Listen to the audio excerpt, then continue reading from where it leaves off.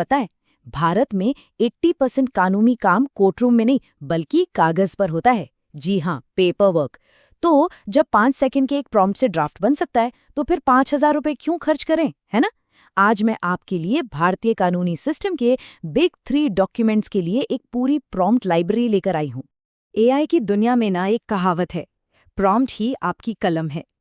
और अगर एक ऐसा डॉक्यूमेंट चाहिए जो वाकई अदालत में टिक सके या कम से कम किसी वकील को दिखाकर शर्मिंदगी ना हो, तो सिर्फ राइट अ पेपर लिखने से काम नहीं चलेगा। आपको इससे कहीं ज्यादा स्पेसिफिक होना पड़ेगा।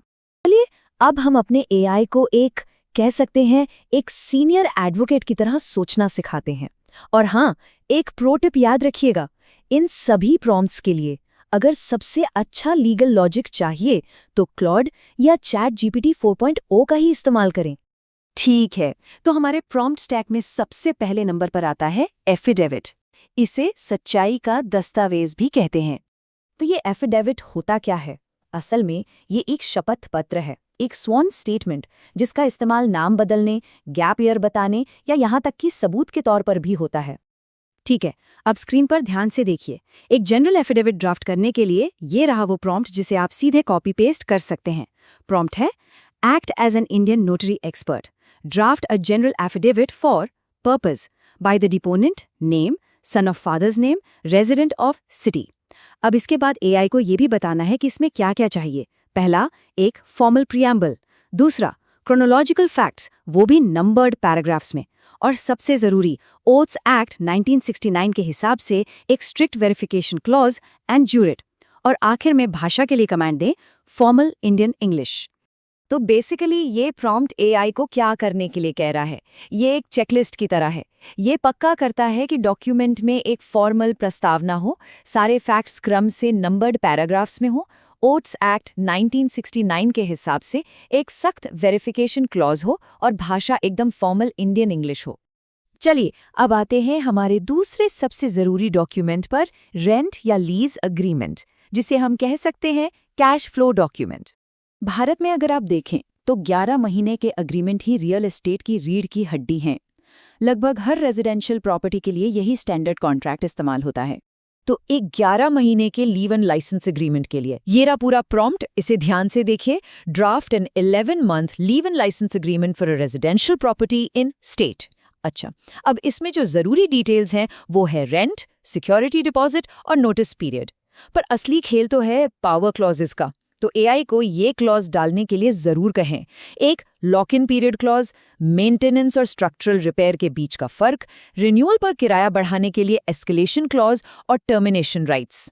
और हाँ, आखिर में ये भी पक्का कर लें कि ये जिस भी राज्य का है वहां के रेंट कंट्रोल एक्ट के हिसाब से हो। अभी हमने जो पावर क्लॉज की बात की वो सच में बहुत जरूरी है। इनको जरा तोड़कर समझते हैं। पहला, लॉक इन पीरियड। दूसरा, मेंटेनेंस और स्ट्रक्चरल रिपेयर की जिम्मेदारी किसकी होगी। तीसरा, रेंट बढ़ाने का क्लॉज। और चौथा, एग्रीमेंट खत्म करने के अधिकार क्या होंगे। और अब बारी है तीसरे और आखिरी मुख्य डॉक्यूमेंट की, लीगल नोटिस। इसको आप एक तरह की वार्निंग शॉट या सीधी सीधी चेतावनी भी कह सकते हैं। ये कोई मामूली कागज नहीं है। भारत में लगभग कोई भी केस शुरू करने से पहले ये एक जरूरी, मैंडेटरी और फॉर्मल पहला कदम है। इसके बिना आप कानूनी तौर पर आगे बढ़ ही नहीं सकते। तो एक फॉर्मल लीगल नोटिस के लिए ये प्रॉम्प्ट काम आएगा, draft a formal legal notice for reason from your name to defaulter name. अब इसके स्ट्रक्चर पर गौर कीजिए। एआई को बोलना है, सबसे पहले हिस्ट्री ऑफ द ट्रांजैक्शन बताओ, फिर स्पेसिफिक ब्रीच कमिटेड यानी गलती क्या हुई है वो बताओ।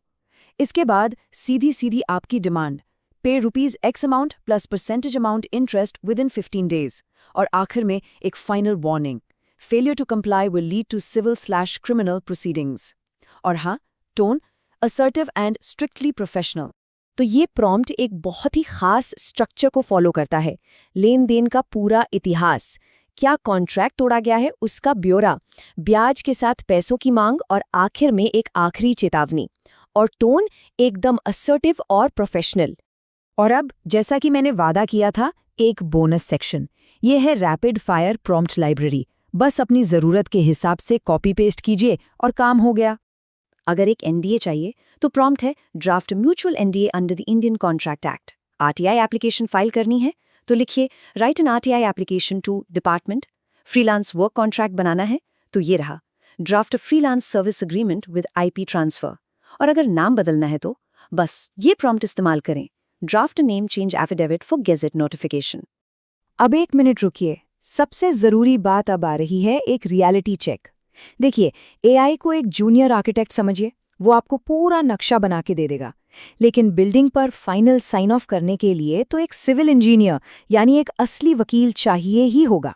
यहाँ 2 बातें हैं जिन्हें गांठ बांध लेना है। पहली, स्टैंप ड्यूटी। एआई को ये नहीं पता होगा कि आपके राज्य में लेटेस्ट स्टैंप वैल्यू क्या चल रही है, वो आपको खुद चेक करना पड़ेगा। और दूसरी, द ह्यूमन टच।